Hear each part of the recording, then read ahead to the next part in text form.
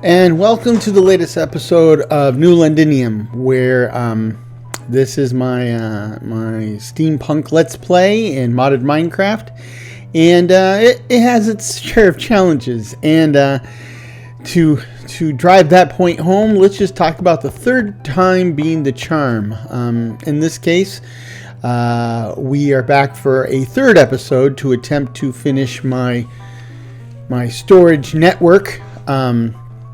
And then from there we should be able to fill the network with lots of drawers and start putting stuff away on a more permanent basis, and be able to store a massive amount of stuff. But we've kind of been foiled at every turn.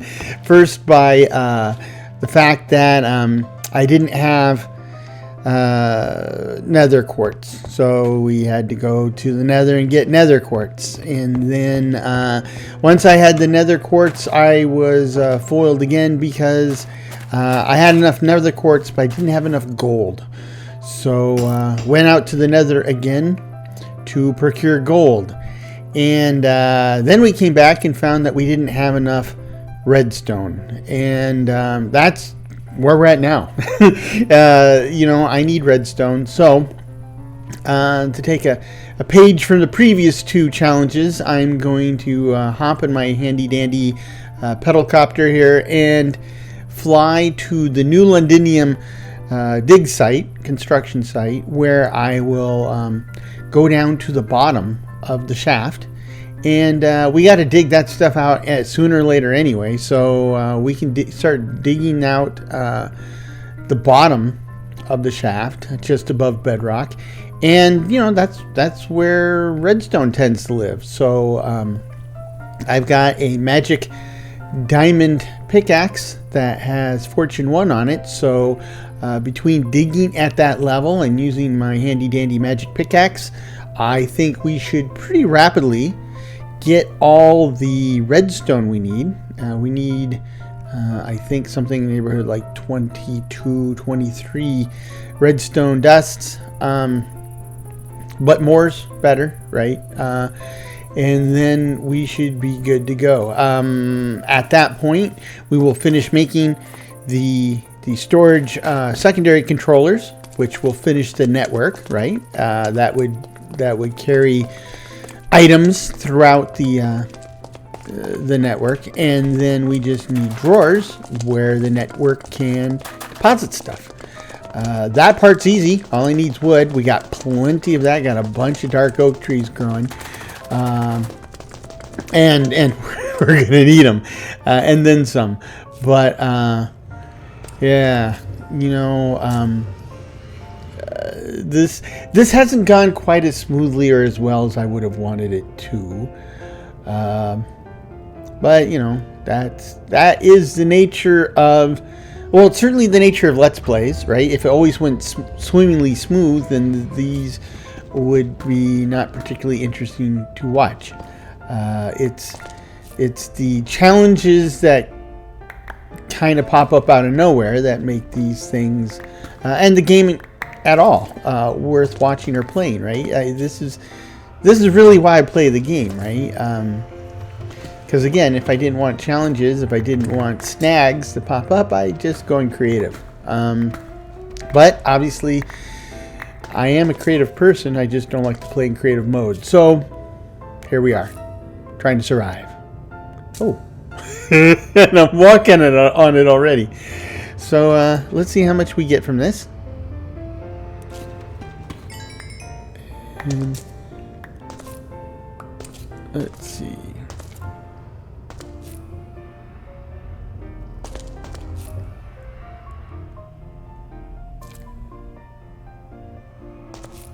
Like I said, we're going to be digging down here anyway, so we might as well do our measuring and stuff to make sure. The central core is based on the in-game chunk system, so I want to make sure that I understand where the chunks start and stop. And to that effect, we want to make sure that we mark that is a halfway point for that chunk. approximately. 21 redstone dust. That's not bad. That almost puts us where we need to be. Not quite, though. But, I mean, you know, that's not bad for 2.5 minutes work, so. Yes. Eventually, you know, things will get... Is that not coming back? Or am I lagged? I'm lagged. And it's not coming back. Ooh, joy. Now, this will get easier in time because the... yes, I'm using the Create mod, and yes, I'm using a bunch of add-ons for the Create mod, and one of those add-ons is the Create Ore Extraction mod. And basically what that does is it basically will create, depending on how you configure it, create endless veins of various metals and minerals that can be extracted. Now, they don't physically exist in the game world, right? I mean, if you can't see them, right? As far as the mod's concerned, they exist below the bottom level of bedrock, so you're not going to see them. But logically, they're there, and the way the mod works is that there's a mechanism for finding the veins. And then once you find the veins, there's a mechanism that you can use that uses rotational power from Create to go ahead and suck that stuff right out of the earth. And like I said, the default configuration is that these are endless veins. Now, they use an incredible amount of power, but if you're lucky enough to find a vein, say of redstone, it just pumps out redstone all day long till the end of time. Now, I first started using this mod back in my Griffin Manor days, and I was lucky, right? I mean, they've changed the distribution of the minerals and the metals a bit, but during the Griffin Manor days, you know, I found, first of all, I found a coal vein that was within my base, right on the edge. So yeah, we oh, diamonds. We started mining coal, and that essentially gave me unlimited energy, and I had 4 large steam engines that I set up, and even feeding the steam engines, I was producing more coal than I could use. So we had coal for other stuff too, and that was awesome. That was a heap of awesome. But where I really got lucky, where I really got lucky, is that there's a small village just to the southeast of my base, and there, in very close proximity to each other, like within the same chunk basically, I had 3 iron veins, right? So I hooked up an extraction unit on all 3, and we basically had a massive amount of iron at our disposal.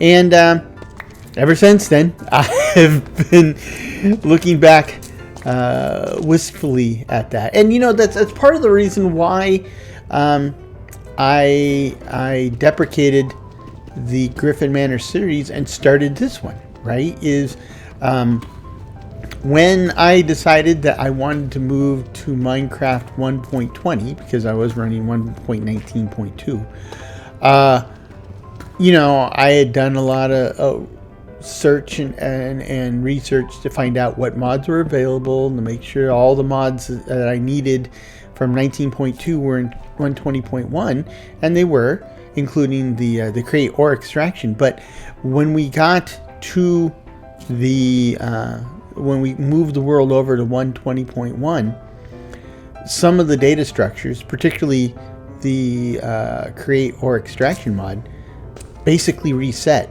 So in 19.2, I knew where these veins of minerals and metals were, but in 120.1, they weren't there. They were someplace else entirely.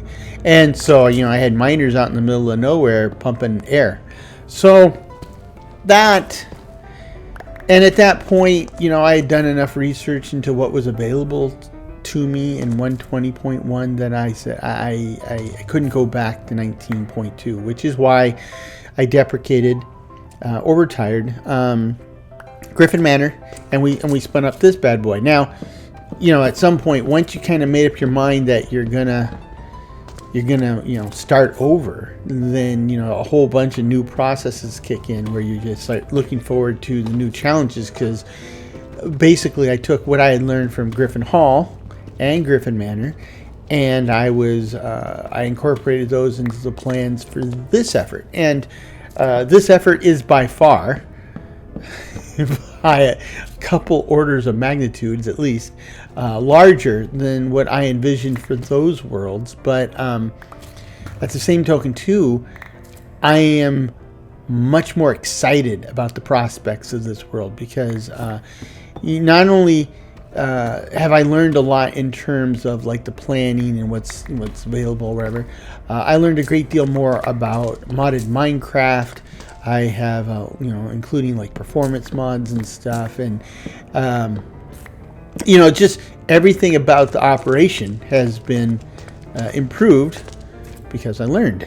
2, 3, 4, 5, 6, 7, 8.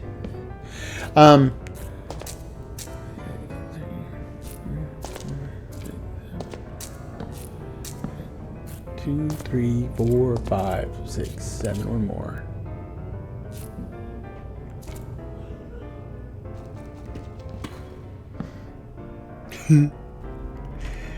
Stupid latency.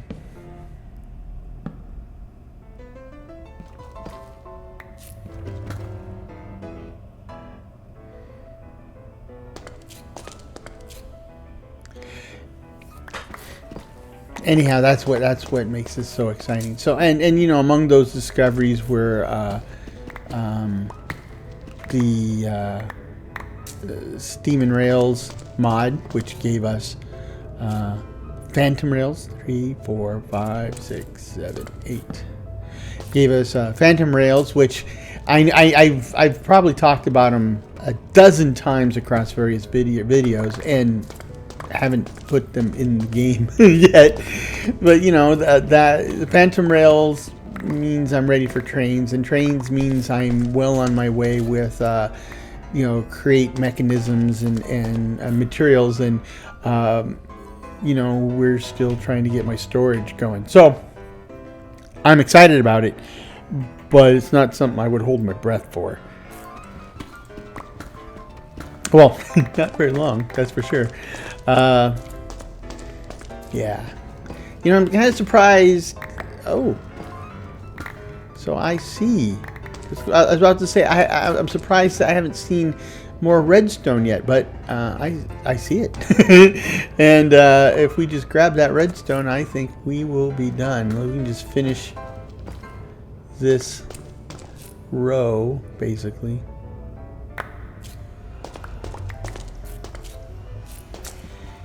And then be on our way.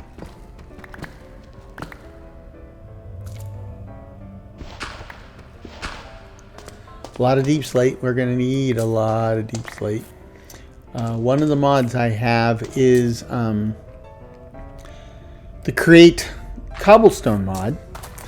And it has generators, simplified generators for cobblestone, certainly using Create, because if you create a big cobblestone generator using Create, it can really drag down your performance in your system. So they've created a mod where it simplifies all that other work down to a single box. Right now, the reason I bring it up here, because I started talking about deep slate, is there's an option to turn on deep slate generation as well. And yeah, you betcha I turned that on. So we will be tunneling a great deal of deep slate out of the inky depths anyway. But if you look at the plans, go back to episode 0 and look at the plans for New Londinium. You can see we're talking about a city that is over 1 kilometer in diameter that goes up, 150 blocks and down to bedrock, and it's all that superstructure is mostly or completely deep slate, right? So I need a phenomenal amount of deep slate, and it's useful for other stuff too. So that I never see, I don't envision a day where I have too much deep slate. So that would be good. That would be good. And I got 10 diamonds too. So that's important because I've been running around in unenchanted iron armor. Nothing fancy, obviously. But we do have a basic enchantment infuser, and with enough diamonds, and I think we probably have enough diamonds, I can make a full suited diamond and we can start enchanting it. Now, the reason it's important to make the distinction between the advanced and the basic enchantment infusers, that the enchantment infuser, not the advanced one, but the regular one, you can enchant it once. And then after that, it's enchanted. You can't make changes. You can't take enchantments off. You can't add new enchantments using the enchantment infuser. You have to then go to, the old tried true method of using books and other items on an anvil, and it's a huge pain in the butt. However, if you have an advanced enchantment infuser, you can add, remove, and change enchantments to your heart's content, right? As long as you have the experience levels for it. So now we don't have the advanced, but if you have enough levels, and right now I got 54, so that should be enough for almost any single piece of armor to be maxed out with the enchantments I want. So that's my point, right? Is we have generated enough experience that if we build a diamond set of armor, we should be able to start enchanting individual pieces to their maximum effect. It's just a matter of generating enough experience at that point. 6. Oh, no. 6. 7. So I need 7. 7 of the secondary controllers. So let's do this. First of all, let's drop off all the stuff in my pockets, because that's a lot.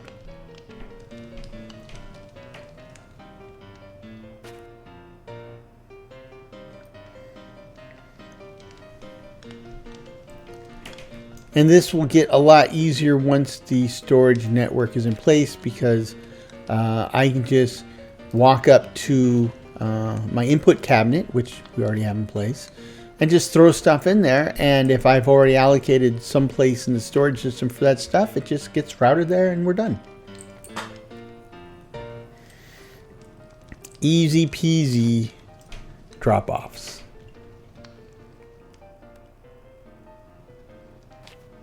That's not what I meant to do.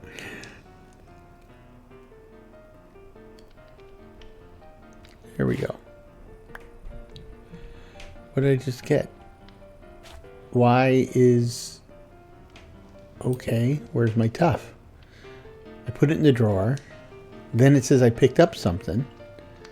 And I don't... The tough's not in the drawer, and it's not in my inventory.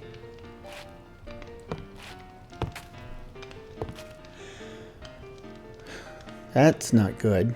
The possibility of losing items to a glitch like that is serious business. But I do have a massive amount of diamond, I see. Okay, so put a pin in that one.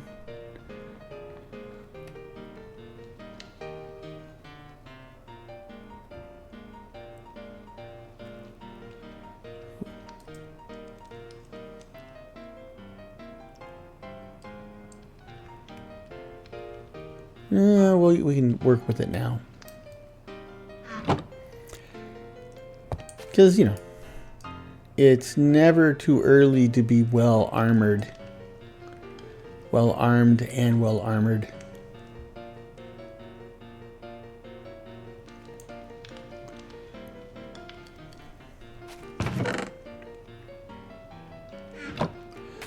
Okay, let's see. Helmet. Check. Breastplate. Check. Shoes. Check.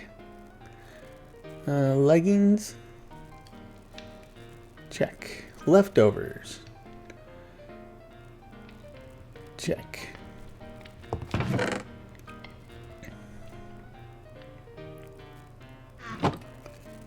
Let's run over to our enchantment infuser. Enchanting infuser. Okay. The key pieces would be the helmet and the shoes, because they have all the, I mean, the breastplate and the legs have all the protection and normal stuff, but it's these helmets and shoes that have the weird stuff like insight and you know, depth strider and feather fall and aqua affinity. You know, this is stuff that is important. Respiration, there you go. So I think that's all I could reasonably want to put on the helmet, and that's 35 levels and I got 54, so engage. I already feel smarter. So then with this one, oops, I don't want to enchant the iron, I want to enchant the diamond. Let's see, just want to reach. I don't, reach throws me off always. Vitality. Increase maximum hit points. That can't be a bad thing. Can you have multiple levels? Yes. They're expensive though. Hum. And that brings me up to 40. That brings me up to 50. Wow. And reach. Increase the distance the wielder can interact with blocks. Looks like they made, so that's 62. So it looks like they made like, you know, these chestplate enchantments much more lucrative than they were. Just for grins and giggles, let's see what the maximum enchantment value would be for a iron choose. Depth strider, thank you. Mending. That's it. 28, which isn't bad. That's okay. So I think the shoes are next. Not this episode. This episode we will be not generating experience points. We'll be crafting massive amounts of stuff. Gotta find some place to put this armor till I have a blast furnace.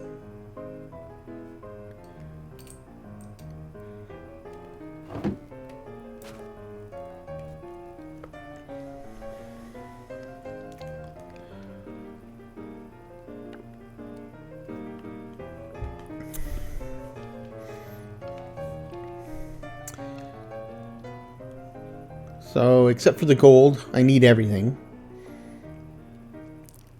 Okay. I've got some stone, not nearly enough. I need more than that. Let's dump these shoes and stuff someplace. I think I had some stone cooking up in here someplace. Just for this very purpose. Latency is preventing me from showing. Oh, yeah. Won't even close the barrel. Looks kind of weird to have a big black hole. Oh, there we go. Big black hole in the barrel. Okay. So let's see.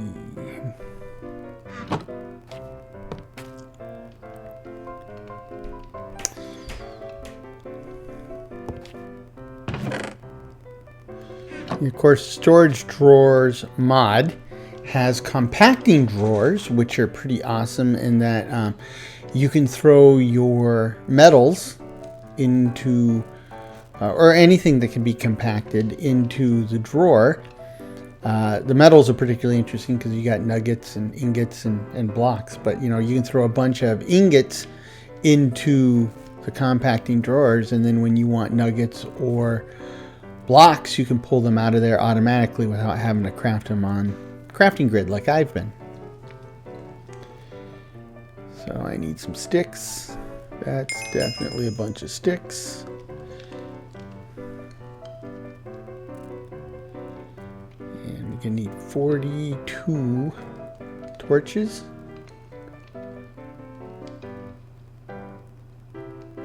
One. There's 42. Okay, so that was all the stuff we needed for that. What's next? I need a bunch of regular stone, which I got. I'm gonna need 21 of those times 2, 42 again.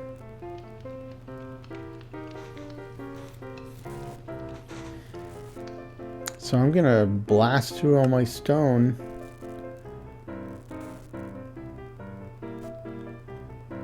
Yeah. And I need 7 drawers.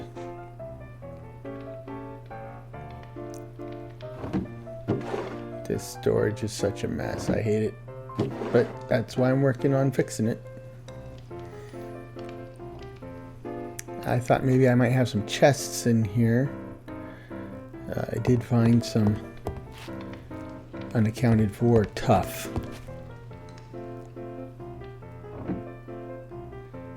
Okie dokie. No chests, right?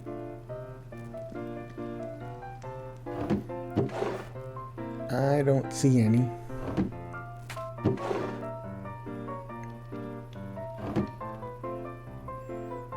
So let's make some.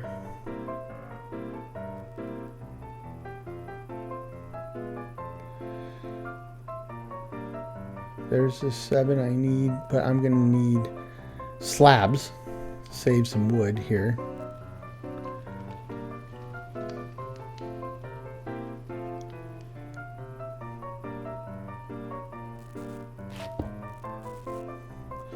And then, oh, see? Now, what was it? Was it Greifenhorse or From the Rubble? I was trying to make slabs with the stone cutter, and the only thing it would let me make are the Asian fences from Fetsy's Asian Decorations. But here, I can see those fences, but I can make slabs just like I would normally expect to. So, I don't know. There's, you know, when you get in these really big, rich mod packs, the behaviors, the reactions between various mods between each other can be very unpredictable. Why do I have 4 of everything? Oh, I don't have enough stone. Well, that's relatively easy to fix here. Give me one of these. Well, a stack of these.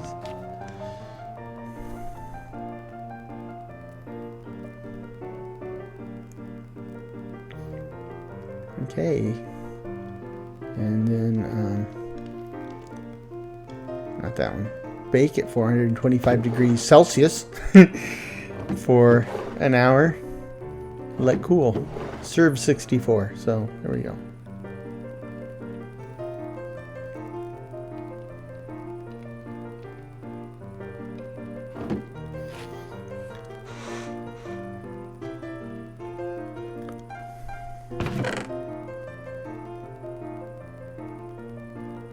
And we even have some left over.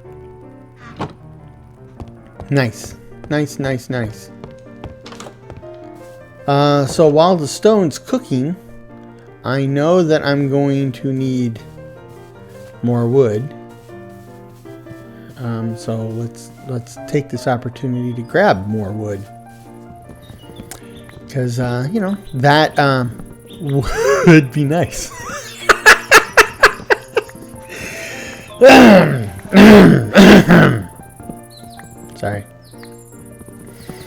Sorry, I know I'm going against the grain on that one.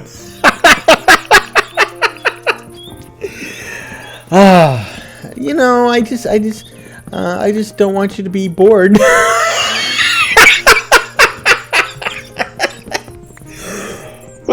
Oh, I'm gonna kill myself here. I'm sorry. Sorry. Not sorry. Okay.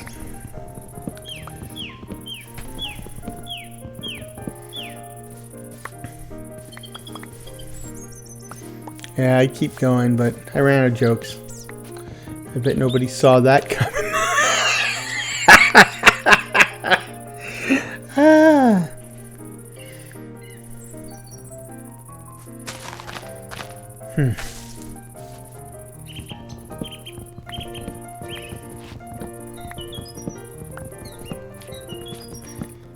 Oh boy, when you get old, boy, you start laughing hard like that, it takes a lot out of you. Of course, just checking the mail takes a lot out of me anymore, but still.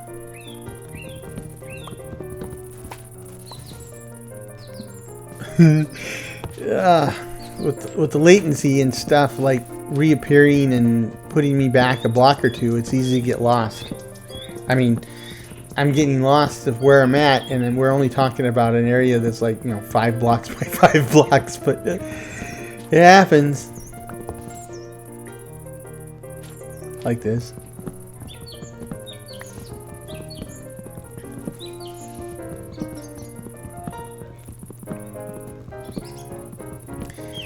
You know, I was so on this series and most of my Minecraft series, I have at one time or another, or more than one time, talked a bit about some of the challenges I faced using Distant Horizons, and I love it. I mean, that's why the weirdness is still with me, and yet I continue to use Distant Horizons because I think it's worth it. But I used to think that I was the only one having problems with it, right? Because like, to get things to work as well as they are, I've had to go in and turn the Distant Horizons. The visual settings are high, but the update settings are low, right? It's kind of like, yeah, you go ahead and update those level of details whenever you feel like it. You know, if you feel like it, take a day off. So I used to think that, well, it's just, you know, I do have a beefier machine now, but it's still not enough, and maybe I'm just using it wrong or whatever. But there's a YouTuber out there called Asian Half Squat, and I love his videos, and I love his content. Great stuff. He goes through, he does a lot of like showcases and demos of stuff that makes your world immersive.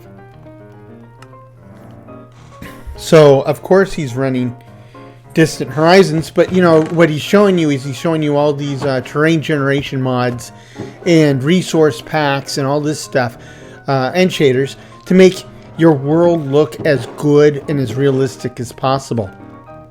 And I saw one of his videos recently, and he was dinking around with the settings of Distant Horizons, and he has almost exactly the same settings I have.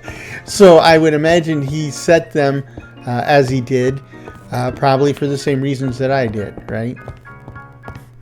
You know, you love the visuals, but even with a beefy system, that comes at a bit of a steep price. Okay, so at this point, the storage network you know, the stuff that distributes items throughout the storage network system, that's done, right?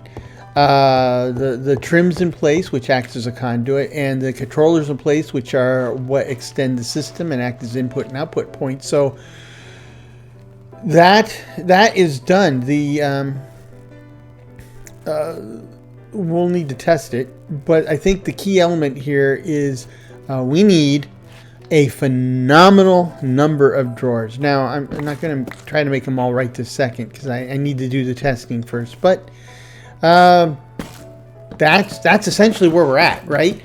So we're going to test the system to make sure that it's working as intended, and then we will focus on just making all the drawers needed, which is massive.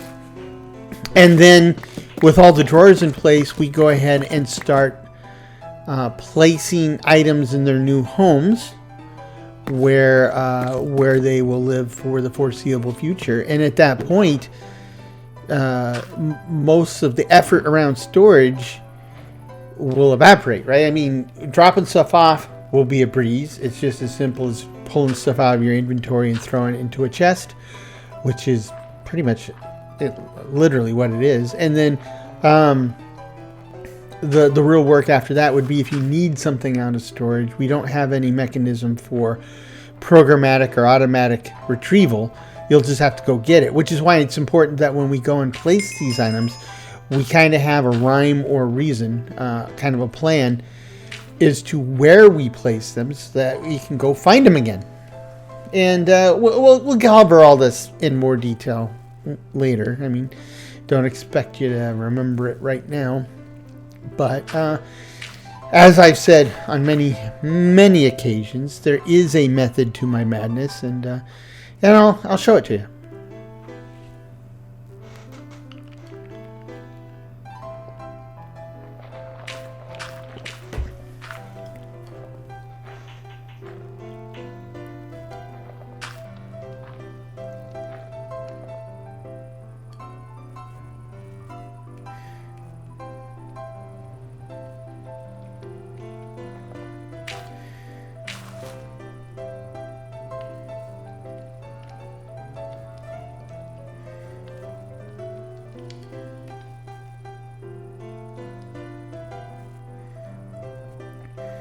Now, it's just a tiny drop in the bucket as far as the number of drawers we'll need, but this is more than enough for our testing purposes. So I'm going to put one way back here. Okay, this is about as far logically from the main controller and where we'll drop stuff off as I can get. And we'll put one torch in there. So that says... For the storage system, it says, hey, if somebody drops torches in the storage system, we have a place to put them. And there I did. I just dropped torches into the storage system. And you can see they're going down the hopper. They're going into the controller, theoretically, hopefully. Then we'll run over to this drawer, and look at that. There's all 16 torches. So the system works. We've tested it. It works. So now... we want to do the same test downstairs. Right? So what we'll need to do is I don't want to put drawers all the way to the ceiling down here. I want to just stack them 3 high like it did upstairs, but then how do you connect them to the trim, which are 1 block higher than that, right? Well, we're gonna do a little sleight of hand here, and it will definitely, basically you'll see the wires, to use a phrase, but not for long, right? Once we put on all the beams and decorating and stuff, you will... I thought I had extra trim someplace. Oh, it might be in my backpack.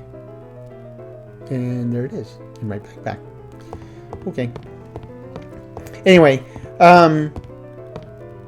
yes, just like with any type of home construction, right? You'll have wires and stuff that are visible, but then when you go in and finish the walls and everything, then everything's invisible, everything looks good.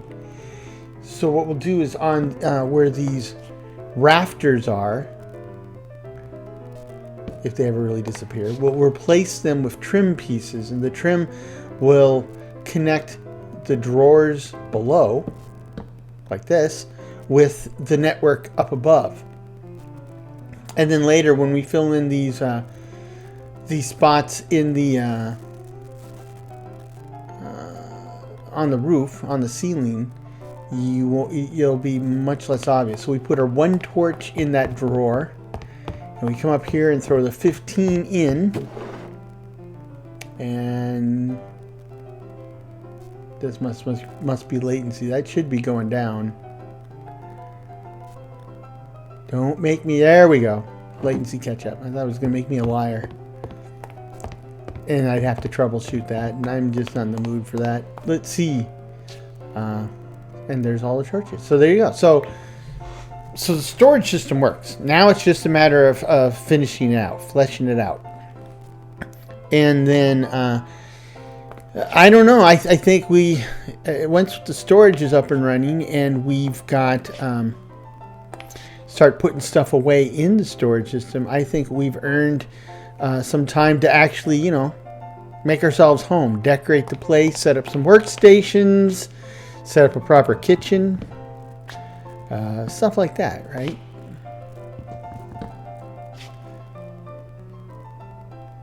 Like, I know when we moved into this house, every time we've moved into a new house, you know, my wife's all concerned about, you know, let's unpack the dishes, let's unpack the pots and pans, you know, let's get the kitchen all squared away. And then, you know, I'm usually like, let's get everything in the garage. But and I find it ironic because it's not a matter of, you know, it's not because she's the woman, she cooks, because she doesn't cook. My wife's specialty in the kitchen is making food stick and non-stick pans. So I'm the primary, well, pretty much only chef in the family. One of my daughters is a baker. She loves to bake. She just bakes random stuff, and she's very good at it, but you can't live your life eating cookies and pies. And believe me, I tried. In my 20s, I would sometimes come home from work with a whole bag of Oreos, and between that and a couple large glasses of milk, that was dinner, which, hey kids, don't do this at home. That is not a healthy way to live. However, it was mighty tasty. And when you talk about comfort food, that Fig Newtons was another problem for me. You know, I'd go buy the biggest pack of Fig Newtons and I would eat a whole package of Fig Newtons. I still have a problem with Fig Newtons. I have a problem with Oreos too. Speaking of unhealthy dinners, slightly more healthy, which is not much of a qualifier, pretty low bar to reach, but another one I loved to have was I would come home and I would, on the way home, I'd pick up a jar of pecani sauce and a whole bag of restaurant style tortilla chips, right? And I just sit and watch TV while eating chips and salsa. And now that was better. I mean, you know, you had tortilla chips made from whole grain corn, and you know, the pecani sauce is like 90% vegetables and water. So, and vinegar. I mean, you know, it was certainly better than a whole package of Oreos or Fig Newtons. But again, kids, don't try this at home. Eat a balanced diet. And that doesn't mean that, you know, you can set it on something and it doesn't tip over. A balanced diet that would be a balanced diet, but not in the way we're talking about. Anyway, I'm as you may have noticed, I'm in a pretty good mood right now. I think this is even with the storm brewing. You know, especially in this series and in Mostly Satisfactory, things haven't been going my way, right? I mean, it's not a disaster. It's just little aggravations that build up, and it's even worse in Mostly Satisfactory, because in that one I have rebuilt my base. Well, I built my base and I've completely rebuilt it, even bigger and better than before. But then I've come to the realization that it's not going to work. The way I have it now doesn't scale well. It's already causing me all sorts of hassles, and the hassles are going to increase exponentially as I move on. So I guess I'm in kind of a better mood than I was, simply because 2 episodes ago I was starting to make this realization, but I didn't have a solution. I wasn't even quite sure what exactly the problem was. I was only starting to come to grips with it. Now I know what the problem is, and I've come up with a solution. And while the solution basically means that I'm going to be building version 3 of the base from scratch, I am kind of excited, because I think this one certainly solves all the problems I've run into to date, and potentially I could then get this new version of the base built and then start proceeding with progression again, because I've been dead in the water in terms of progression while I've been rebuilding the base and relearning or refiguring out the ramifications of that. So now here I've just kept running into situations where I was missing materials, but I don't have to redesign diddly squat. However, I will say that I had a little bit of a panic attack earlier this week, because in anticipation of this, knowing that as far if my fingers crossed that the redstone would be the last of it, right? And then we can start moving on, and I would start looking at setting up the central core of New Londinium. So, if we're going to start working New Londinium, let's go to the plan for New Londinium. And here's where I had a heart attack. I mean, not literally, metaphorically, but the plan, which I keep in an Excel file, was gone. And I spent a couple hours going through the backup archive that we have through a backup service on the cloud, and OneDrive, and every possible place I could keep it here. It's gone. It just completely. Now I have the plans for Greifenhorst, and I have the plans for From the Rubble. They're fine. Got them. Everything's cool. But the one for New Londinium was gone. And so I'm pretty familiar with the plan. It's just that it's nice to have it documented, just in case I forget something or need a refresher. So what I did is I went back to episode 0 on my own channel and I watched my own video on my own channel, because there were at some point I showed the plan, or parts of the plan. So then freeze the video, see the screen, go in and recreate those bits of the plan in Excel, and then move the video forward, and so I was able to get unstuck again. And I still have to finish out all the detailed bits of the plan, but whew, dodged a bullet there. Oh man, yeah, that would have been bad, but I got it, so it's good. We're cool. Am excited about moving forward on that. This is, that's why I wanted to do this series in the first place. I think it's going to be cool.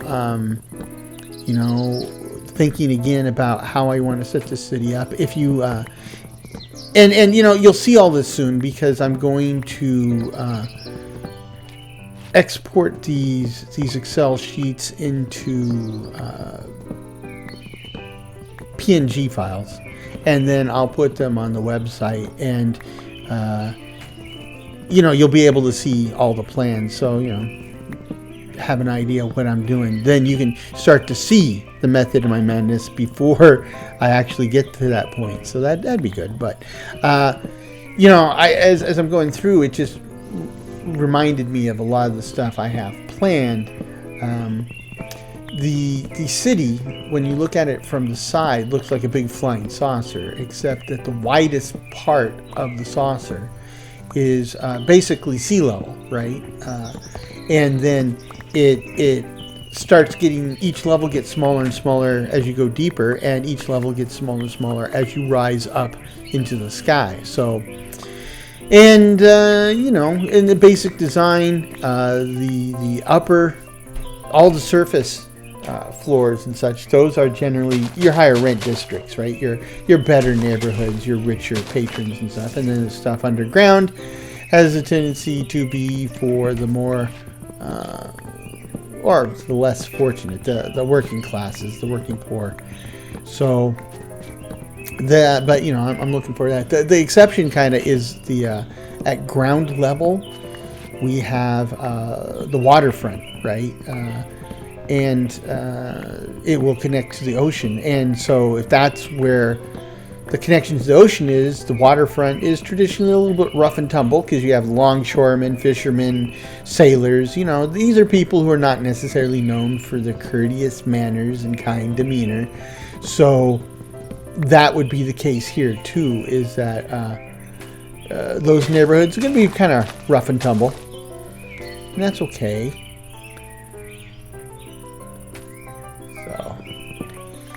But I got ideas for that too. I mean, there'll be a harbor within the city, but on that level there will be canals, right? And so if you've played World of Warcraft, and if you've gone to Stormwind, right, the chief human city for the Alliance, you'll know how they have. How can I reach that? Give me a block. They have these city streets with canals running down the middle of them and bridges over them, and I liked that vibe. So I'm thinking I might recreate that at least partially in New Londinium. So there you go.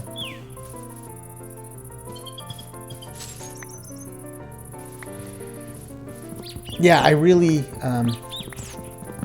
the one thing I do kind of miss about the MMOs, right, is I did enjoy exploring new areas, not just for the sake of exploring them, but as a creative myself, I was interested in seeing how they approach things like level design, sight lines, all that type of jazz. That was just interesting to me, and I think.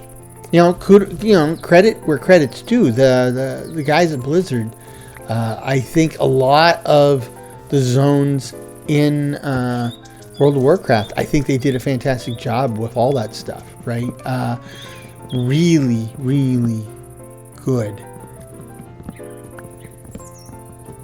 I mean, they're interesting spaces, both horizontally and vertically, because you have to remember, I'm slightly less old than the hills themselves. So I was there for Ultima Online and Asheron's Call and the very earliest MMOs. And those level designs were largely horizontal, right? I mean, they might have some hills or something, but there was not like a lot of overpasses, or multi-story buildings would be at best like 2 stories. And, you didn't have tall towers and stuff. And in World of Warcraft, I think I mentioned this in a recent video, that even the newbie zone for the Alliance had some interesting vertical spaces that led to passovers and stuff like that, which that's the type of thing that would make it a fantastic paintball course. And of course, paintball is basically the same thing as an MMO. It's just that it's physical, and when you get hit, you feel that you got hit. So, yeah, when we used to play when you play paintball, right? They're firing these 50 caliber paintballs at you, and yeah, it's not a bullet, but you fire a marshmallow at somebody at 500 feet per second, and it's gonna hurt, right? And so if a paintball boy, it'll leave a bruise, it'll leave a welt, it hurts. You don't, which is good, right? Because you don't want people to just kind of play like, I don't care if I get. No, you want people to be just like would be with a real gun, right? I don't want to get hit. I'm not going to take one for the team. The idea is knock the other guys out, not to sacrifice myself. So, oh boy, to that end, I had, and we're talking about the early days of paintball, because when I was actively playing paintball, this was at the very beginning of fixed air, right, where you had guys that had carbon dioxide tanks. And you're running off guns with hoppers, right? So that their gun has 60, 70 paintballs in a hopper, and when they shoot, it's like a machine gun. It's like, those were just coming out, because what I was playing with, what my friends were playing with, what we were all playing with, was these little single shot pump action jobbers, right? It would hold seven paintballs in a chamber above the barrel, and you pop one off, and then you pump it like a little shotgun, which would put the next one in the chamber, and then you fire that, and you pump the next one, and that was a very different game back then. You wanted to make every shot count, because if you shoot your 7 shots, well, reloading's a pain in the butt. You got to go someplace safe to try to reload, so people don't shoot you while reloading. The other thing too is, instead of using a big old canister of carbon dioxide to fire with, some guys can use one of those canisters and fire all day. We had these tiny little metal canisters that were, you'd get like 20 or 30 shots, and that was it, right? Then you had to replace your canister. And the thing about that is, when you're in the bushes and you gotta swap out your paintballs, right? You reload paintballs. Well, you can do that pretty quiet. Nobody knows your gun is in your a part in your lap while you're loading a new roll of paintballs, a tube of paintballs. But when you go to change your little air canister, even though when you fire it, it has just enough air to move the ball to the end of the barrel before it just kind of falls out. That's not much, but even when you go to change it, it's going to make this noise. Now that noise carries, and so people would know that, when there's no way to hide that. You got to be someplace safe, because as soon as you go to change your little air canister, everybody's coming for you, because they know that your gun is literally a part in your lap and it won't shoot anybody. Now, one of my proudest paintball moments, and like I said, this is the very early days. Our team, there was 5 of us. We set 2 on one side and 2 on the other, kind of like in a V formation, right? So that we could get people in the crossfire. And I was at the tip of the V. I was the bait. And but what we did was we simulated that sound. So I didn't actually have to change my round. I just did it with my mouth, like I do here. And so when we did that, the other team comes running into our V formation where we cut them the ribbons, because we had, they were right between us and got them in a crossfire. That was awesome. Now, they only fell for that once, as you would hope. I mean, you have to be really stupid to fall for that twice. But,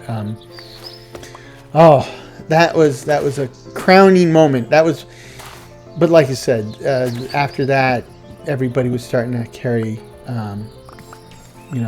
forced air.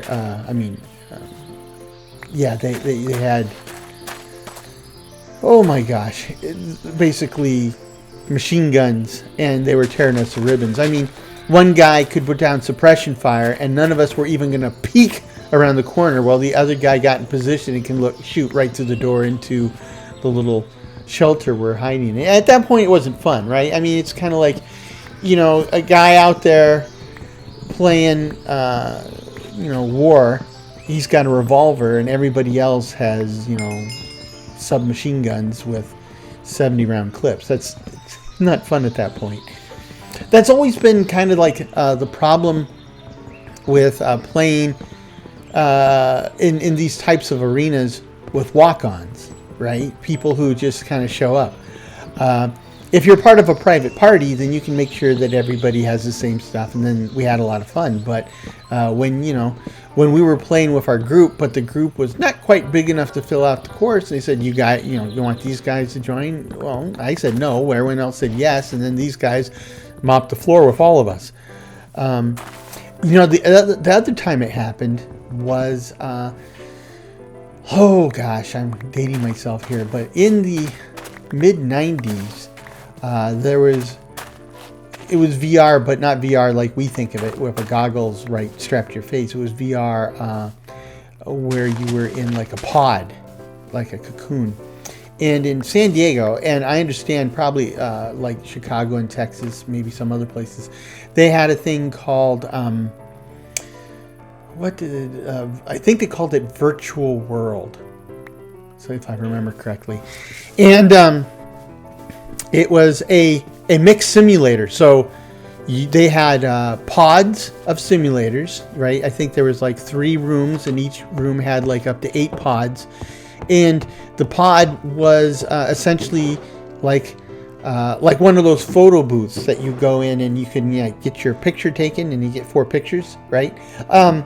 So it was kind of that setup, except you had a nice, comfortable chair, and the speakers were built in up by your ears, and a nice big joystick and big screens, or multiple screens. That was pretty crazy back then. And then what would happen is you play mech matches, mech warrior type matches, and you'd be dropping an arena. Everybody have their mech, and everybody was set up with the same type of mech, and then you just basically blast each other until see who remains. Now, it was a lot of fun. It was crazy expensive at the time, too. I mean, this is in the mid-90s, and it was like $20 a round, and a round was 10 minutes. So $20 for 10 minutes? Ouch. But getting back to the idea of walk-ons being the bane of my existence, the problem we had was this. We would go, and this is Eric and I would go, and usually like on the evening, we'd run 2 or 3 matches and come home. Now, we'd go in, and usually there would be, like I said, there'd be 8 people in a match, and it'd be Eric and I and 6 other people, and usually it would be 1 or 2 people that were there all the time, and then everyone else was just random people. Now, the guys who were there all the time, it wasn't an accident, because these were the guys who were friends with the guys who worked there. And so what would happen is, they'd play all day because they were I think they were being given free games, right? Somebody was gaming the system, so to speak, so that they could play for free. But then they're there all freaking night, because after the place closed, the employees would play. They let their friends play. These people would play. I mean, in a given week, they'd play, like 40 hours or more. You get really good at something at 40 hours. And that was the problem with these virtual mechs. If somebody hit you just right on the end of your arm or the end of your leg, it would spin your mech. And these guys played so long, that what would happen is everybody would come out of their starting locations, and then almost immediately before you get a shot off, somebody was spinning your mech. And every time he spun your mech, there was a good chance he blew the limb off. And if he blew your arm off, that's fine. You still have another arm. And if he blew that one off, that's fine. He'd blow a leg off. And, next thing you know, you're a mech torso sitting in the arena, staring up at the sky or at a wall, can't do a thing. And this guy's, trimming all the limbs off the other people and then just killing everybody at their leisure. And, their stats were through the roof because, like I said, that's what these guys did. Now, I spent good money to go have fun, and being, a target dummy for some snot-nosed kid. And I say that with the understanding that I was only slightly less snot-nosed than him. It just, oh man, it kind of made me mad. So we quit going, right? And it was years before, it was like close to another, well, yeah, it was a few years later that, Mech Warrior was good enough that you could play it on a home PC. And then we played a mess of it at our LAN parties, the old LAN parties where everybody would pick their big, heavy towers and their big, old-fashioned monitors and lug them to somebody's house, where we would set up a ad hoc Ethernet network in their house and then play until we passed out. Yeah, those were the days.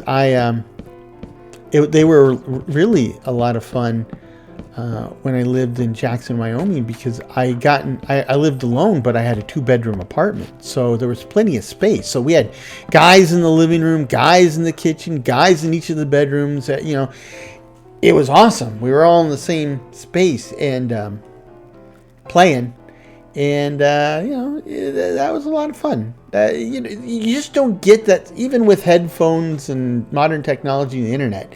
It's just not the same. I mean, because when we were on the verge of exhaustion because we hadn't eaten anything, then everybody agrees to take a break, and then we go in the kitchen and we do something where we all could eat. We can all talk about the last few games we played, and then when we're done, everybody goes back. One of the things I remember when I was in Jackson, one of my friends, Will, he's from there, right? And his family has lived there for at least a couple generations. And one of the things they do every year is they go hunting, and every year they get a moose, a deer, an elk, and an antelope. And then they have it butchered, and that's their meat for the year. And when it comes to the next year and they do it the same thing, any of the leftover meat, they would give to Will. And when we had these games, Will usually would have the meat all ground up into like basically hamburger, except it's all deer. And we would make things like sloppy joes and chili, good gaming food. And not good for my carpet, but good gaming food nonetheless. And that was so fun, right? The good old days. But now, you can get your own dine delivery service to drop off something and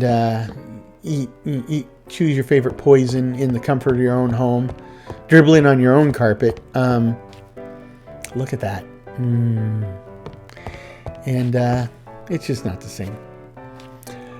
Okay, well, I'm going to be making drawers for quite a long time, but you can see where this is headed. There's nothing stopping us except how fast those trees grow. So this was important. This was a major milestone. The back is broken on this particular task, and there's a lot of great stuff ahead. Things are going to shape up quickly now, and I'm flying high now. I'm enjoying this. I hope you are too. I hope you join us next time for our next episode where this thing really takes off. But in the meanwhile, I hope this finds you and yours in good health, good spirits, and perhaps a touch of good fortune. Cheers.